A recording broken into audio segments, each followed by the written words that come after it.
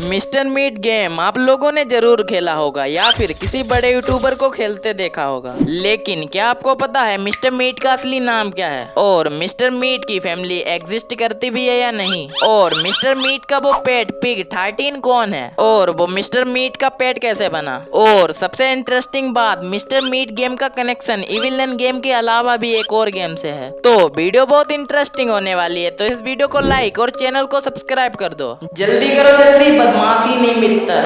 लेकिन video start करने से पहले तुम मेरी ये इविलन वाली वीडियो देख लो तो तुम्हें ये स्टोरी अच्छे से समझ में आएगी। तो बिना किसी देरी के वीडियो को स्टार्ट करते हैं। साल था 1950 के आसपास। अमेरिका के एक वाशिंगटन में एक लड़के का जन्म हुआ जिसका नाम रखा गया जेफरी मैटनी। उसके माता पिता चाहते थे कि उनका बेटा बड़ा होकर एक महान वैज्ञानिक बने। जेफरी बचपन से ही काफी तेज था, लेकिन उसे बिल्कुल भी अंदाजा नहीं था कि उसके साथ बहुत ही गलत होने वाला है। कुछ साल बाद जेफरी के घर एक समर कैंप इनविटेशन आता है। ये इनविटेशन आया था ईगल्स जूनियर हाई स्कूल से, जहां हमारी प्यारी एविलन रहती थी। इन शॉर्ट मैंने अपनी एविलन वाली वीडियो में बताया है, एविलन बच्चों को समर कैंप के बहाने अपने स्कूल में बुलाती और वहीं पर उनको बंद कर लेती और उनके पेरेंट्स को कुछ ना कुछ पढ़ा देती। अपने बच्चों के बेटर एजुकेशन के लिए उनके पेरेंट्स कुछ नहीं कहते, लेकिन उनको क्या पता था कि उनके बच्चों के साथ क्या क्या हो रहा है। और जेफरी के साथ एविलन बहुत ही खतरनाक एक्सपेरिमेंट करना शुरू कर देती है, जिससे उसे मीट खाने की लत लग जाती है और जेफरी चूहे खाने लगता है। लेकिन तभी गेम में एंट्री होती है एक नए बच्चे की। वो बच्चा विलियम के साथ मिलकर एक हॉट एयर बलून बनवाता है और सभी बच्चे उस हॉट एयर बलून में बैठकर एस्केप कर लेते हैं, और उन बच्चों में शामिल होता है जेफरी मैटनी।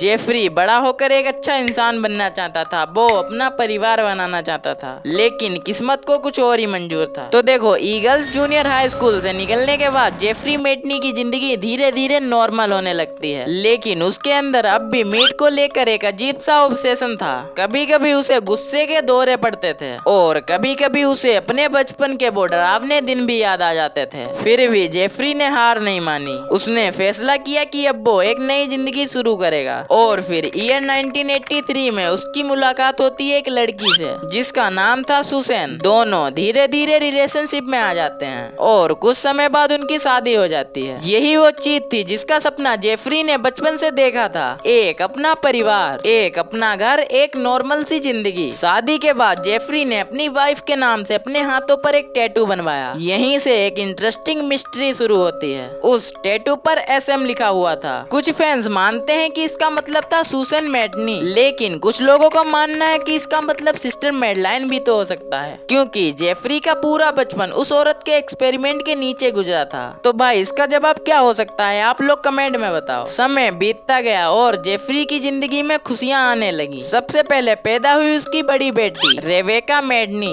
और कुछ समय बाद पैदा हुई उसकी छोटी बेटी मिचेल मैटनी।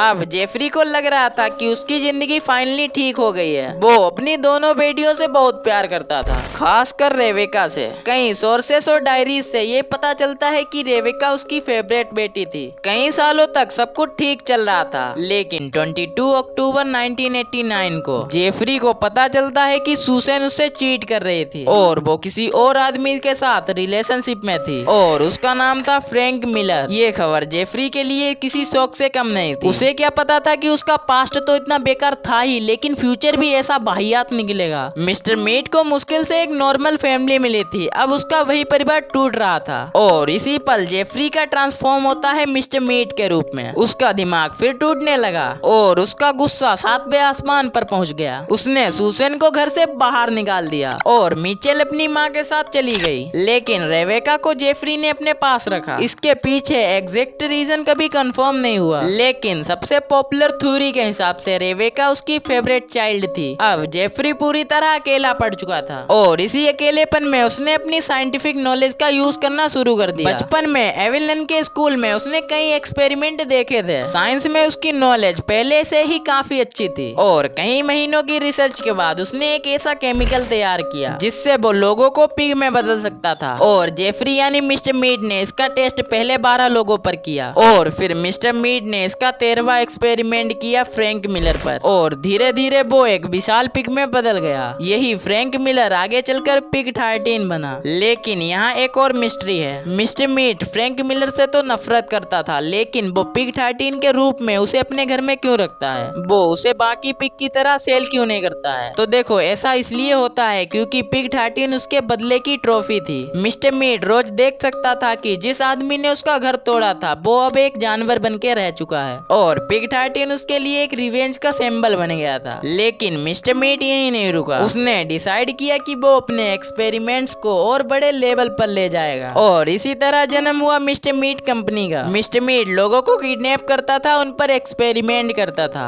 और बहुत से लोगों को लगता है मिस्टर मीट उसका नाम है, लेकिन ऐसा नहीं है। मिस्टर मीट उसकी कंपनी का नाम है। कंपनी बढ़ने लगी, प्रॉफिट बनने लगा और मिस्टर मीट को मदद की जरूरत पड़ी। इसी दौरान उसकी मुलाकात हुई डॉक्टर बाइट से। डॉक्टर बाइट एक टैलेंटेड साइंटिस्ट था। शुरुआत में उसे मिस्टर मीट के असली काम के बारे में पूरी जानकारी नहीं थी, लेकिन धीरे धीरे वो भी इस एक्सपेरिमेंट में शामिल हो गया। डॉक्टर बाइट ने मिस्टर मीट के रेड पॉइजन को एडवांस बनाने में उसकी मदद की और रेड पॉइजन को और भी ज्यादा एडवांस बना दिया। इसके बाद मिस्टर मीट हायर करता है एक लड़की को जो कि अभी अभी साइंटिस्ट बनी थी, जिसका नाम होता है एमिला क्लार्क, और वह इस लैब के अंदर आ जाती है और रिसर्च करने लगती है। वो मिस्टर मीट से मिलती है और बाकी बातें बताती है कि मैं एक साइंटिस्ट हूँ वगैरह वगैरह। फिर मिस्टर मीट एमिला को लेकर लैब में चला जाता है और अंदर जाते ही मुलाकात करवाता है डॉक्टर बाइट से। डॉक्टर बाइट से मिलने के बाद मिस्टर मीट कहता है कि तुम्हें बाकी सारा काम डॉक्टर बाइट समझा देंगे, मैं अब बाद में यहाँ पर आऊंगा, और यह कहकर मिस्टर मीट वहाँ से चला जाता है। लेकिन एमिला जब उन पिग्स पर एक्सपेरिमेंट कर रही होती है तो उसके मन में एक डाउट आता है कि ये कोई ह्यूमनाइड पिग तो नहीं है। वो डॉक्टर बाइट से पूछती है, लेकिन डॉक्टर बाइट घबरा कर बोलते हैं नहीं नहीं, ऐसा कुछ भी नहीं है, तुम कुछ ज्यादा ही सोच रही हो, मैं ऐसा क्यों करूंगा। और यही सब बोलकर डॉक्टर बाइट उसकी बात टाल देता है। एक दिन जब मिस्टर मीट अपनी लैब में काम कर रहा होता है, तभी अचानक रेबेका मिस्टर मीट के रेड पॉइजन में गिर जाती है और वो आधी इंसान और आधी पिग में बदल जाती है। और ये सब देखकर मिस्टर मीट पूरी तरह घबरा जाता है। तभी डॉक्टर बाइट पीछे से आता है और ये सब देख लेता है और उसे लगता है कि मिस्टर मीट ने अपनी बेटी को पिग में बदल दिया। वो मिस्टर मीट को काफी सारी चीजें बोलता है। वह बोलता है कि मैं पुलिस को बुलाऊंगा, तुमने अपनी ही बेटी को पिग में बदल दिया, तुम मेरे साथ भी यही करोगे। और मिस्टर मीट बोलता है कि मैंने ऐसा कुछ नहीं किया, मैं अब तुम्हें मार दूंगा। यह बोलकर मिस्टर मीट उसकी तरफ बढ़ता है, लेकिन डॉक्टर बाइट वहाँ से फौरन भाग जाता है। डॉक्टर बाइट जब वहाँ से भाग रहा होता है तो रास्ते में उसको एमिला मिलती है, जो डॉक्टर बाइट को भागते हुए देख लेती है और उसे बुलाने लगती है। लेकिन डॉक्टर बाइट वहाँ से भाग जाता है और जब एमिला पीछे मुड़ती है तो उसके सामने खड़ा होता है मिस्टर मीट। वह मिस्टर मीट की तरफ देखकर पूछती है, डॉक्टर बाइट आखिर इस तरीके से क्यों भाग रहे हैं? और एमिला मिस्टर मीट के सामने बोल देती है कि मैंने पता लगा लिया है कि तुमने 13 इंसानों को पिग में बदला है। और ऐसा सुनकर मिस्टर मीट हंसने लगता है और एमिला को मारकर बेहोश कर देता है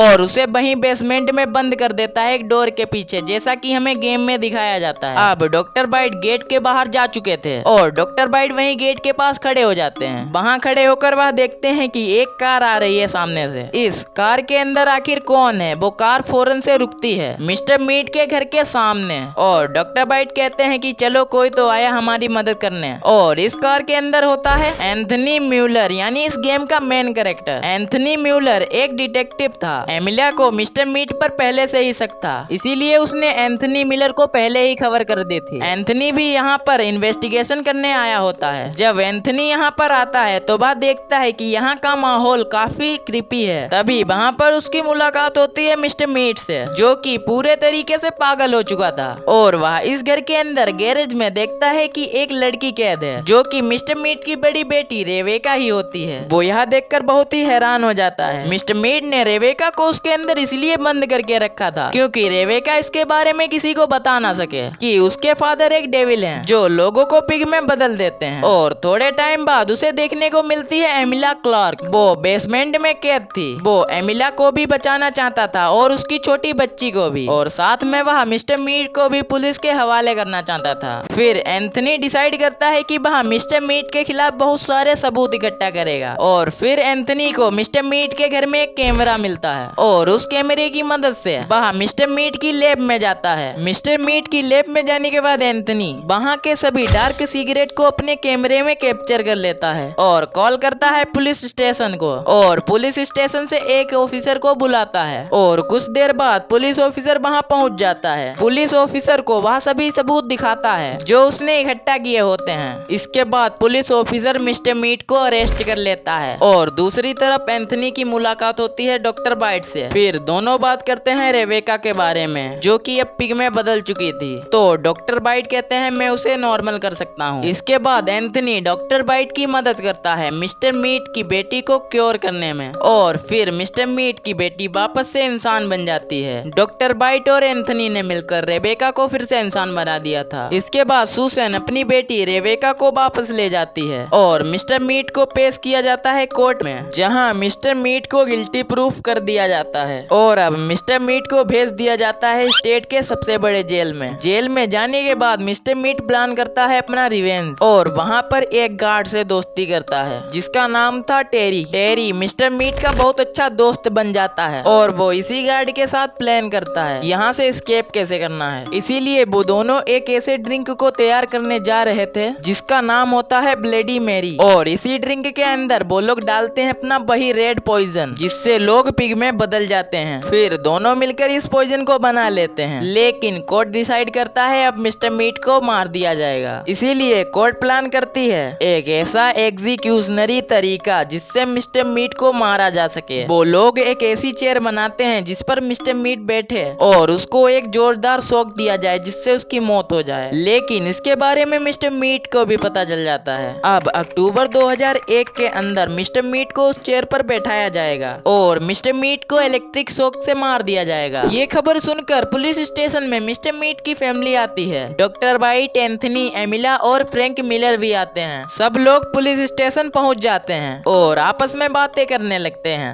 और तभी टेरी सभी लोगों को ड्रिंक ऑफर करता है और वो ड्रिंक होती है ब्लडी मेरी जो मिस्टर मीट और टेरी ने मिलकर बनाई थी जिसमें मिला होता है वो रेड पॉइजन जो इंसानों को पिग में बदल देता है। और इसके बाद सभी लोग ड्रिंक को बहुत ही अच्छे से एंजॉय करते हैं। फिर टेरी बोलता है जाओ अंदर, मिस्टर मीट का एग्जीक्यूशन शुरू होने वाला है। वो सभी लोग अंदर जाते हैं। वहाँ बहुत सारी चेयर्स रखी होती हैं। सभी लोग एक एक करके चेयर पर बैठ जाते हैं और सामने उस चेयर पर बैठा होता है मिस्टर मीट यानी जेफरी मैटनी। वो इन सभी लोगों को देख रहा होता है और तभी टेरी कुछ करता है और अचानक मिस्टर मीट को शौक नहीं लगता है और वहाँ बैठे सभी लोग पिग में बदल जाते हैं। लेकिन तभी टेरी देखता है कि मिस्टर मीट की बड़ी बेटी रेबेका पिग में नहीं बदली थी। रेबेका इसीलिए ठीक थी क्योंकि जब वह बचपन में पिग बनी थी तो डॉक्टर बाइट के द्वारा वो क्योर हो गई थी। इसीलिए यहाँ पर हमें सिर्फ रेबेका बचती हुई दिखाई देती है। अब रेबेका डिसाइड करती है मैं इन सभी लोगों को बचाऊंगी। वह तैयार करने लग जाती है उसी रेड पॉइजन के एंटीडोट को। वो डॉक्टर बाइट की मदद से फिर से एंटीडोट बनाने में सफल हो जाती है। तभी रेबेका की मुलाकात होती है एंड्रयू से जो कि वही पुलिस ऑफिसर था जिसने मिस्टर मीट को अरेस्ट किया था। एंड्रयू अभी तक बचा हुआ था। एंड्रयू और रेबेका बाकी सबको वहाँ से रेस्क्यू करते हैं और उन्हें ले जाते हैं रूफ टॉप पर जहाँ पर वह सभी लोगों को ठीक कर देते हैं और सभी लोग पहले जैसे हो जाते हैं। इसके बाद एंड्रयू कॉल करके बैकअप को बुलाता है और एक बड़ा सा हेलीकॉप्टर जिसके अंदर बाकी सब लोग बैठकर यहाँ से निकल सकें वो भी बुलाता है और फिर रेबेका बाकी सबको ठीक करती है और फिर सब लोग यहाँ से निकल जाते हैं। सभी लोग बहुत ज्यादा खुश होते हैं और जाते जाते रेबेका वही 2 पोर्शन के सैंपल अपने साथ ले जाती है ताकि वह उन पर रिसर्च कर सके और बाद में अपने फादर के खिलाफ भी यूज कर सके। और फिर मिस्टर मीट और टेरी वहाँ आ जाते हैं और टेरी कहता है कि तुम्हारी बड़ी बेटी रेबेका बहुत ही होशियार है। तो मिस्टर मीट कहता है कि आखिर वो बेटी किसकी है। और फिर टेरी मिस्टर मीट को बताता है कि अब बहुत जल्द यहाँ पर पुलिस आने वाली है, वो हमें पकड़ लेगी, तो अब हम क्या करें। फिर मिस्टर मीट उसको बोलता है कि अब हमें यहाँ से निकलना पड़ेगा और फिर मिस्टर मीट और टेरी वहाँ से एक कार पर बैठकर निकल जाते हैं। यह है मिस्टर मीट की आधी स्टोरी क्योंकि आगे की स्टोरी और भी है जो कि शायद मिस्टर मीट 3 में आएगी। अभी तक जो भी स्टोरी थी वो मैंने आपको बता दी, लेकिन आपको ये नहीं पता एंड्रयू कौन है। तो देखो आइसक्रीम गेम की एंडिंग में जिन जिन बच्चों को रोड ने किडनैप किया था उनमें से एक बच्चा था एंड्रयू जो आगे चलकर एक पुलिस ऑफिसर बना। तो मिस्टर मीट गेम का कनेक्शन एविलन गेम के अलावा आइस क्रीम गेम से है। तो एविलन और आइस क्रीम की स्टोरी आप मेरे चैनल पर जाकर देख सकते हैं। और ये वीडियो आपको कैसी लगी कमेंट में बताओ।